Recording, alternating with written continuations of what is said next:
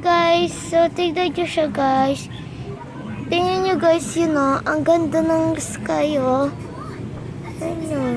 pag is-zoom mo siya, yan itsura niya.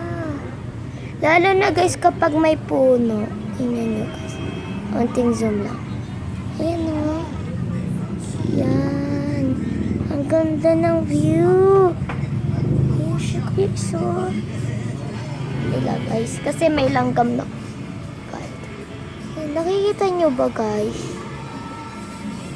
Ayan, diba? Pang ganda po ng view. Hindi nyo alam nyo pag di nyo napansin. Ayan yung view niya. Sino pa yung iba? Kaya ang ganda guys pag piniview nyo siya. Diba? Dito ng view dito guys. Maliwanag. Lalo na kapag may puno. So, thank you for watching. Bye guys! Kasi guys, may sugat yung kamay ko.